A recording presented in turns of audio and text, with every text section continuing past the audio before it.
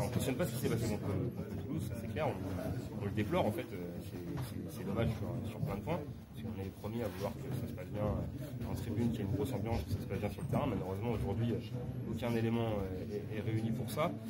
Après, comme je l'ai dit, on n'est pas surpris, et surtout suite à ces événements-là, en fait, personne nous a demandé notre version, personne nous a parlé, personne n'est venu nous voir, personne a dialogué avec nous. Le club qui jusque-là dialoguait par l'intermédiaire de son directeur de sécurité avec nous a décidé de couper court à toute relation.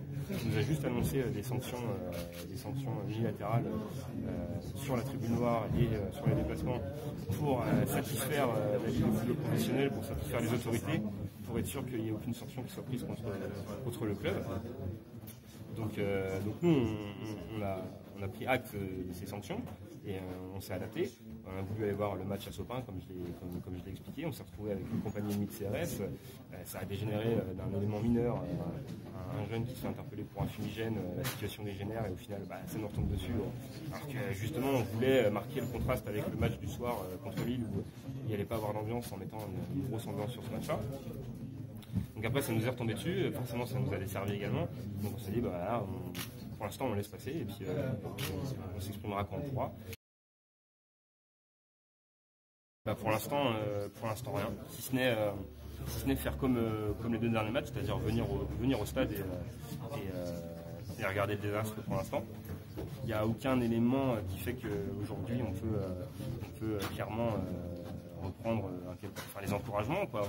Nous on est d'une part décrié par le club qui en plus de ça coupe le dialogue avec nous, d'autre part on est assommé par la préfecture qui convoque les responsables, qui les perquisitionne et qui veut faire en sorte que la Brigade Loire soit muselée voire même soit dissoute.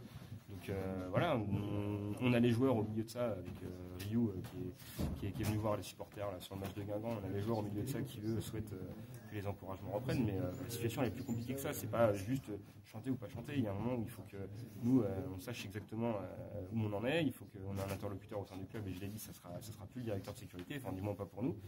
Et il faut que clairement la situation soit plus favorable que là. Là on ne sait même pas si au prochain match on peut poser une banderole, on peut poser une bâche, on n'en sait rien en fait. Et tant qu'on n'a pas ces possibilités-là, nous on ne va pas chanter pour couvrir la misère. Hein. S'ils ne nous donnent pas les moyens, s'ils veulent nous voir morts, on ne va pas leur faire plaisir en allant chanter en tribune pour sauver les meubles, quoi. C'est vrai qu'on nous demande souvent est-ce que vous voulez voir le club descendre, ça vous ferait pas chier, même voilà, si Kita s'en va, le club va redescendre en CFA, enfin un dépôt de bilan, on nous annonce plein de trucs. Ce qui est sûr, c'est que moi aujourd'hui, c'est mon avis personnel, je pense que je préfère encore voir le club en Ligue 2 dans d'autres mains et qui se construit un avenir plutôt qu'en Ligue 1 à peiner pour se maintenir et à stagner, voire à rétrograder jusqu'à attendre la date fatidique où on redescendra, où on retombera. Finalement, je préfère voir le club se reconstruire, même s'il faut passer par là, plutôt que de sauver les meubles chaque année et de perpétuer le néant en fait. Parce que c'est notre club, on est des amoureux du FC Nantes. Malgré le naufrage.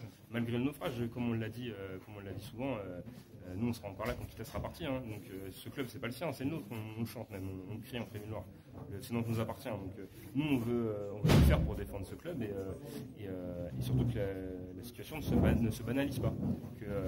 On parle du FC Nantes, on parle de la situation, qu'on remue la merde et qu'on n'en reste pas là, qu'on ne se satisfasse pas de la 19e place, d'un changement d'entraîneur, de peut-être par miracle un maintien qu'on obtiendra sur les dernières journées. Nous on ne veut pas se satisfaire de ça, c'est pas possible aujourd'hui, c'est plus possible. Franck Kita a été dire dans la presse que quand on n'aime pas un film on va pas au cinéma. Mais justement ça montre en fait toute sa connaissance du football et du club. Sauf que la Beaujoire c'est pas un cinéma et le FC Nantes c'est pas un film, c'est un club de foot et on y est on le suit depuis des années. Il y en a qui le suivent depuis peut-être 20, 30, 40 ans, il y en a qui étaient à Sopin.